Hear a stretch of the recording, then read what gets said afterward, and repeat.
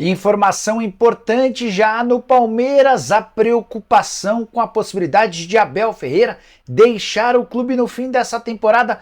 Vídeo de hoje do canal do Nicola te explica em detalhes essa história e fala também sobre Rodrigo Caetano. O que pensa o diretor executivo de futebol do Galo em relação ao interesse do Corinthians? Quero te contar também como andam as negociações entre São Paulo e Martínez, volante que pertence ao América.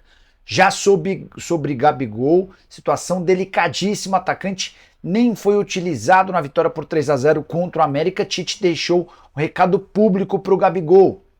Para completar, as últimas no mercado, bastidores, finanças, a briga contra o rebaixamento e muito mais. Antes de passar todas essas informações, deixa eu só me apresentar. Me chamo Jorge Nicola, jornalista esportivo, e o objetivo do canal do Nicola, com 1.300.000 pessoas inscritas, é deixar você por dentro de tudo que está rolando com o seu clube do coração, para não perder nada.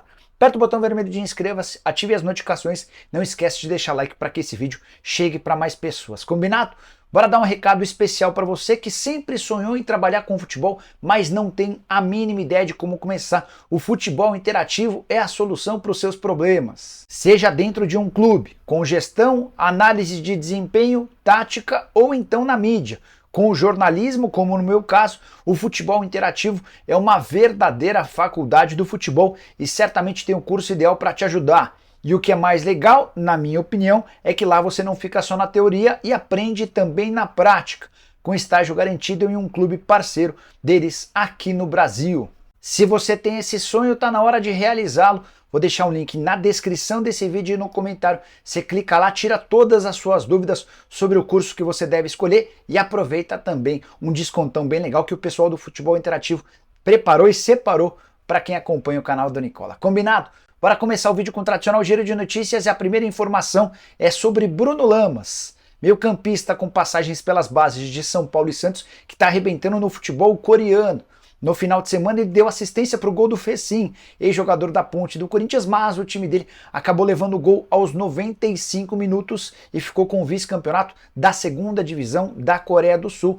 O meio-atacante Bruno Lamas soma nesse momento 10 gols e 8 assistências, temporada bem legal, ele tem mais um ano de contrato por lá.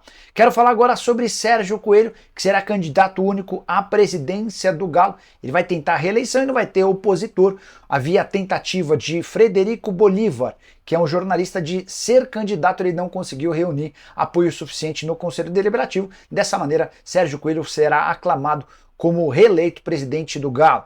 Quero contar também que o Wellington Paulista e Cavicchioli não ficam mais no América. O América decidiu por dispensá-los antes do fim do campeonato. O Wellington Paulista, 40 anos de idade, centroavante, o Cavicchioli, goleiro de 37, já tiveram bons momentos com a camisa do Coelho. Nessa temporada deixaram a desejar. Eles se juntam a Paulinho, Boia, a Pedrinho e também a Micael, que já foram dispensados na semana passada.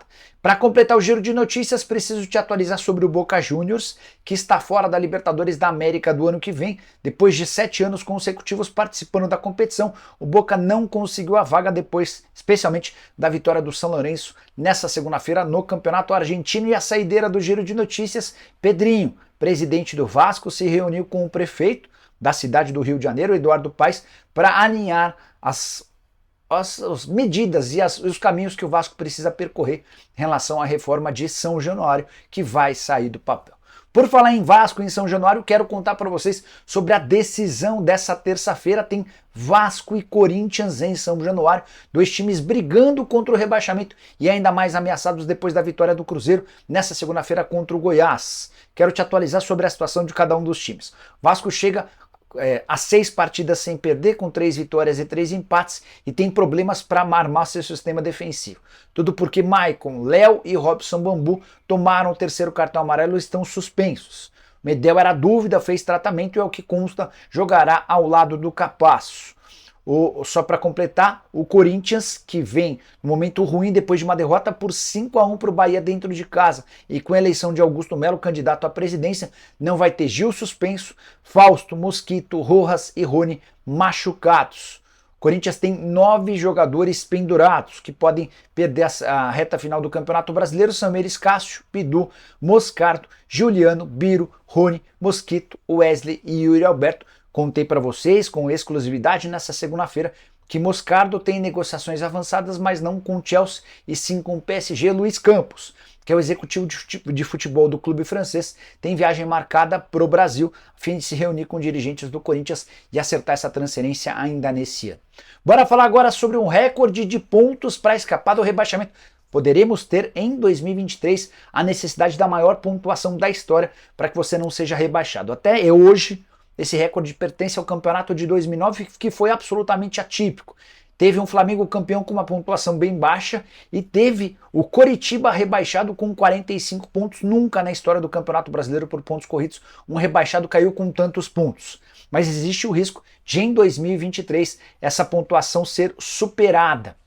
Só para contar, o pessoal da Universidade Federal de Minas Gerais, a área de matemática, afirma que com 46 pontos ainda há o risco de 15% de rebaixamento. Então, ainda que você chegue a 46 pontos, você não tem hoje a garantia da permanência. Só para contextualizar, depois da vitória do Cruzeiro por 1-0 contra o Goiás, gol marcado aos 50 minutos do segundo tempo, esse gol foi anotado pelo Robert. O Cruzeiro conseguiu pular para o 13º lugar no Campeonato Brasileiro, são 44 pontos. Ele ultrapassou o Bahia, o Vasco e também o Corinthians. Foram 4 posições alcançadas nessa rodada. E agora a gente tem uma possibilidade real de uma pontuação muito alta para não cair. Quero, antes de mudar de assunto, só trazer uma breve curiosidade. Se a gente reproduzir o que os times fizeram de pontuação no primeiro turno para esse segundo turno, você tem ideia de quais serão os rebaixados? Quero contar para vocês que o América e o Coritiba já caíram, o Goiás pode ser rebaixado nessa quinta-feira quando enfrenta o Grêmio. Se o Goiás empatar ou perder, o Goiás também está rebaixado. Ao que tudo indica, o Goiás cairá, certo? Vai faltar essa última vaga e, se repetirmos a pontuação do primeiro turno, o último rebaixado será o Santos. É que o Peixe somou só 1 ponto nas 3 rodadas finais do primeiro turno. Com 43 pontos ele iria para 44, ficando atrás do Bahia com 45, do Cruzeiro com 46, do Inter com 47, do Fortaleza com 48 e do Corinthians com 51. Repito, isso se fizermos valer aquilo que os times fizeram no primeiro turno, situação completamente diferente, o momento dos times é outro. O Santos de hoje, por exemplo, é bem melhor do que o do final do primeiro turno. E para você, quem cai, use o espaço para comentários e deixe sua opinião, beleza? Bora falar agora sobre a situação de Gabigol, absolutamente frustrante. O Gabigol não foi utilizado contra o América por opção do Tite, ficou o jogo inteiro no banco de reservas. E olha que o Flamengo teve enorme facilidade para bater o América 3-0 e vários jogadores de frente foram utilizados. Até marquei a listinha aqui: Bruno Henrique, Pedro, Cebolinha, Luiz Araújo, Arrascaeta, Gerson e Everton Ribeiro. Estou colocando todos do meio para o ataque. O Gabigol teve de assistir aos 90 minutos do jogo do banco de reserva, situação absolutamente incomum. Isso havia acontecido apenas uma vez nesse ano, foi no jogo contra o Botafogo pelo Campeonato Brasileiro. Na oportunidade o técnico era o Sampaoli. Também aconteceu em 2022, mas no Campeonato Carioca, num jogo de início de temporada, e havia acontecido uma última vez em 2019. Foram essas as vezes em que o Gabigol foi ao banco de reservas do Flamengo e não foi utilizado em 2019 na 3ª rodada do Campeonato Brasileiro contra o São Paulo. O que o Tite quer mostrar para todos, inclusive para o Gabigol? Que não está gostando do comportamento do atacante, especialmente no dia a dia de treinos. Conta com o Gabigol? Pode até ser que sim, mas o Gabigol vai precisar mudar seu comportamento. E diante desse cenário, com o Gabigol não conseguindo nem ser utilizado e saindo do banco, aumenta a expectativa de que ele possa ser negociado para a próxima temporada. Corinthians tem um plano de contratá-lo. Acho o negócio extremamente complexo, mas prometo ficar de olho nessa história e qualquer novidade trago para vocês, beleza? Bora falar agora sobre Martínez, volante argentino que pertence ao América e alvo do São Paulo. Fui o primeiro a comentar sobre esse interesse. Nessa segunda-feira, o jornalista Gabriel Sá, que cobre o São Paulo, afirmou que o tricolor fez uma oferta oficial ao América. Fui checar no São Paulo, o pessoal disse que é mais ou menos isso. Fui checar no América, a informação é diferente. O que está rolando? E eu vou me basear no que eu ouvi de uma pessoa do América. São Paulo tem ligado com enorme frequência para o Martínez. Um executivo de futebol do São Paulo tem entrado em contato com o volante argentino com frequência. O pessoal do América foi informado e não gostou, a ponto de ter feito chegar um recado ao São Paulo de que, se quiser contratar o Martínez, não é para conversar com o jogador e sim apresentar uma proposta ao América. O que está pegando? O Coelho não quer fechar um valor para compra. O Coelho quer que o São Paulo apresente uma proposta e, de acordo com o América, essa proposta ainda não foi feita. Volante de 29 anos de idade, contratado por $1,5 milhão. Detalhe importante, o América quer pelo menos recuperar esse investimento e talvez até ganhar um troco com um pagamento muito próximo do à vista. não quer parcelamento longo. O América precisa do dinheiro, a pronta entrega, até porque vai para a Série B e vai ter uma queda importante do ponto de vista financeiro. São Paulo quer muito contar com o Martínez. Posso dizer também que o Martínez quer jogar no São Paulo, mas o América tem feito o jogo duro e até esse momento não existe evolução nas tratativas, beleza? Bora falar agora sobre Rodrigo Caetano. Ele vai para o Corinthians. Fui o primeiro a contar para vocês que Augusto Melo, candidato que venceu a eleição no último sábado, tinha a intenção de transformar Rodrigo Caetano, executivo de futebol do Atlético Mineiro, em executivo, o homem forte do futebol do Corinthians, se vencesse a eleição. No último sábado, Augusto deu um banho no André Negão, vitória com mais de 1.300 votos de diferença. Pois bem, ainda não há uma proposta oficial na mesa do Rodrigo Caetano. A tendência é que essa proposta seja apresentada ao longo dessa semana, embora o Rodrigo Caetano já tenha sido procurado por pessoas próximas ao Augusto para demonstrar um interesse em contratar. Qual que é a grande novidade dessa história? No último domingo, depois da vitória do Galo por 3-0 contra o Grêmio, o presidente do Atlético, Sérgio Coelho, cravou que o Rodrigo Caetano fica. Mas ele não pode cravar, porque a decisão não é do Atlético. A partir da virada do ano, inclusive, deixa de existir uma multa rescisória do contrato entre o Rodrigo Caetano e o Galo. Essa multa é de 2.700.000. Ou seja, se o Corinthians fechar com o Rodrigo Caetano, não há nem a necessidade de pagar nada ao Atlético. A decisão final é do Rodrigo Caetano, que garante não ter recebido proposta, mas assegura que se a proposta aparecer, ele vai estudar antes de dar sim ou não. A única certeza é que se essa proposta for apresentada nos próximos dias, assim que ela chegar, ela será levada ao conhecimento dos executivos do Atlético e também dos donos do clube. Qual que é a percepção que eu tenho? De que o Corinthians fará a qualquer momento essa proposta, mas a tendência é que o Rodrigo Caetano permaneça no Atlético, até porque as coisas se encaminharam no Atlético, a tendência é que o clube consiga vaga direta na Libertadores da América e o Rodrigo queira dar prosseguimento a esse trabalho em 2024. Qualquer novidade sobre o tema, prometo voltar para contar para vocês. Fechado? Bora fechar o vídeo com informação super importante.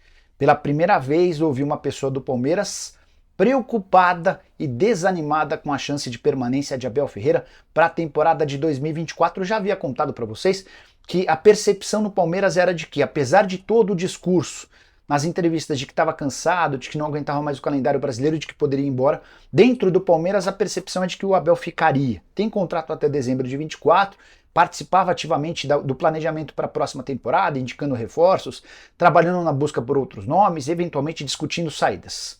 Mas pouco antes de gravar esse vídeo, estava conversando por telefone com uma fonte do Palmeiras e a pessoa disse: Nicola, estamos preocupados.